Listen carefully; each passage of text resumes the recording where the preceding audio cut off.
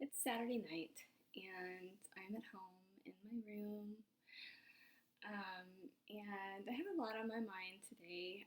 But one thing I just really, that seems to be predominant in my thoughts is the idea of just getting back to basics.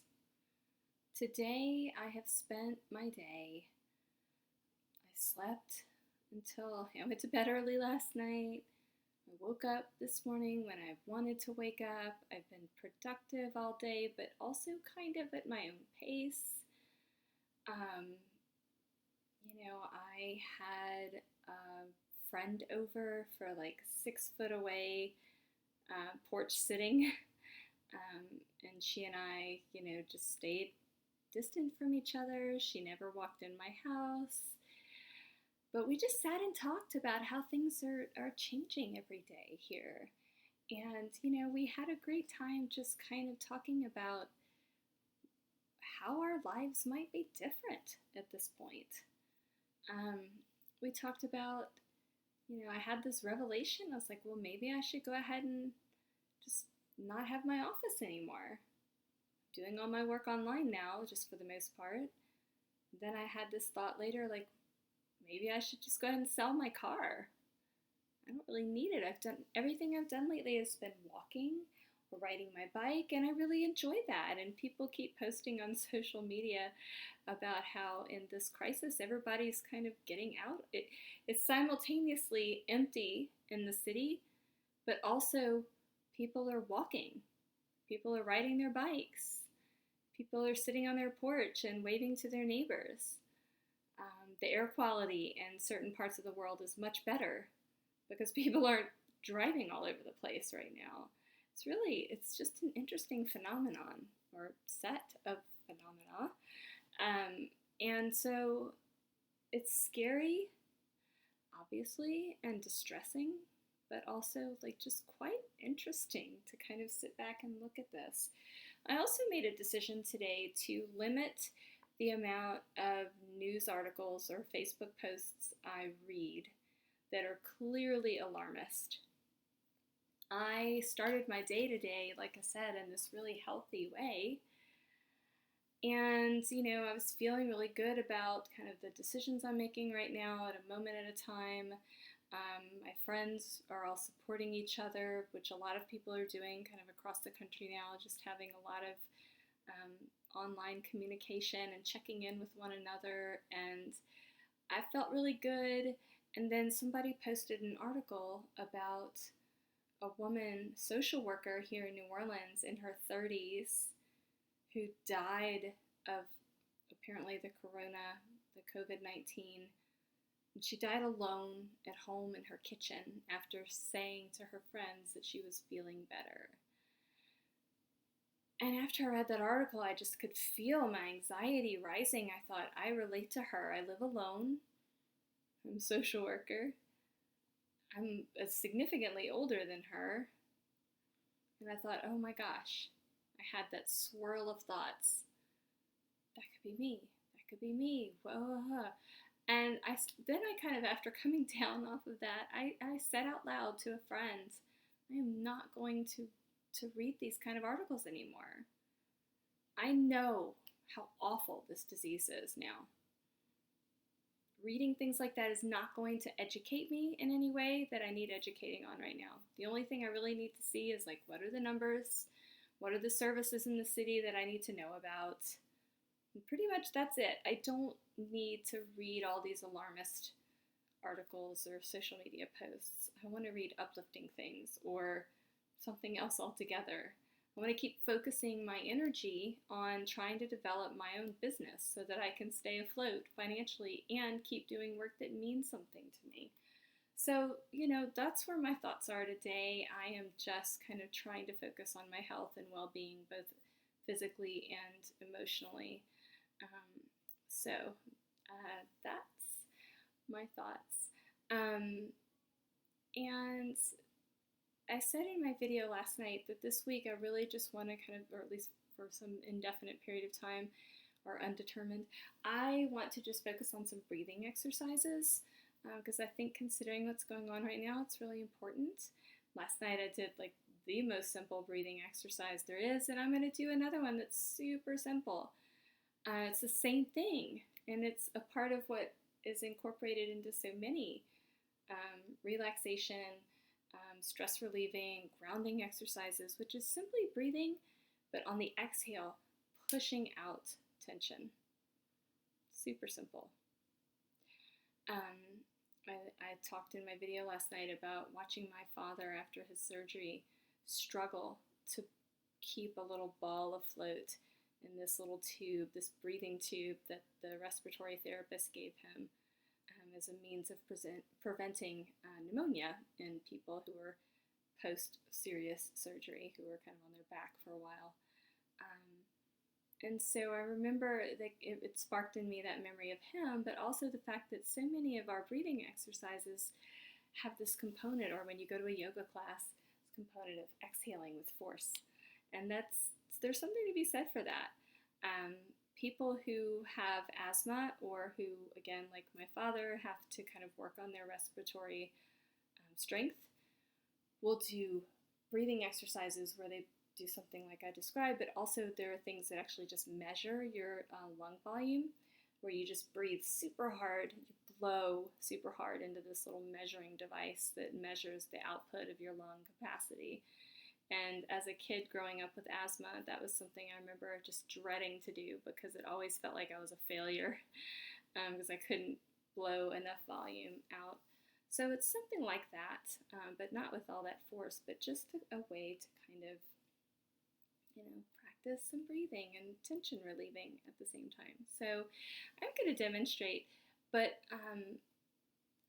for the sake of whatever, I'm not going to get as vocal in my video here as some people do, but you can literally exhale with a lot of volume. But the goal for tension relief, and maybe even a tiny bit of, again, lung volume builder, is to do it with some force. So I'm just going to demonstrate in a very modest way. So again, like with any breathing exercise, sitting straight up, as straight as you can, allows you to best use the full volume or capacity of your lungs.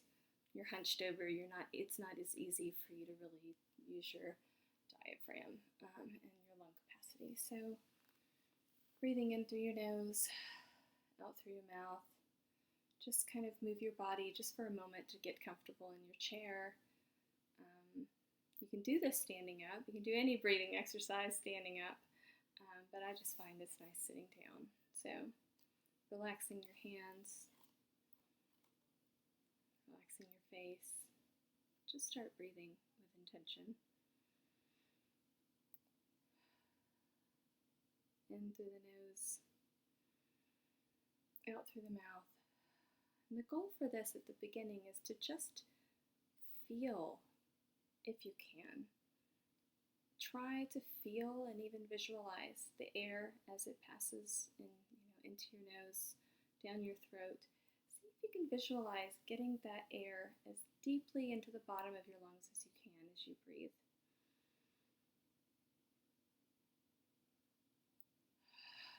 And then exhaling so that you release as much air as you can. So you want to bring air to the bottom of your lungs and then release as much air out as you can.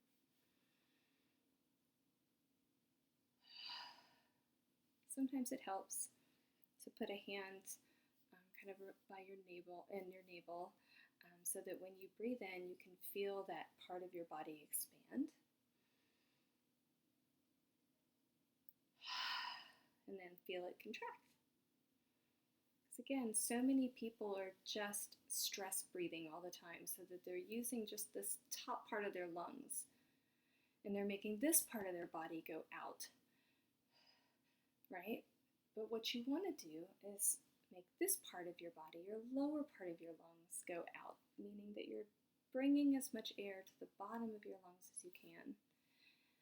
And so the second part of this, what I was getting at earlier, is the just the behavior of blowing that exhale out, like this.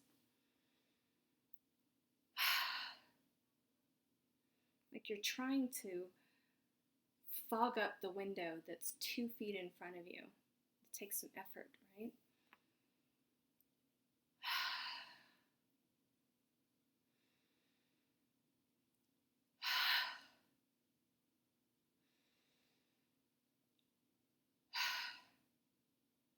If you do that for a good solid 2 minutes, you're going to feel, most likely, some tension being relieved every time because you're just pushing that tension out.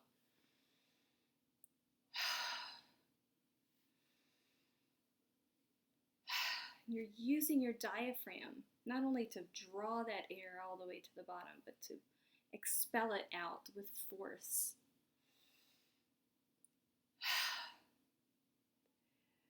And you can get vocal with that. I'll give a tiny sample of that without getting too demonstrative in this video. Right? So if you're really pissed, you're angry, try that. I've had some clients who have a lot of anger do that in my office. Take some practice to get used to making sounds when you exhale because it just feels wrong. Right? But it's really good tension relieving.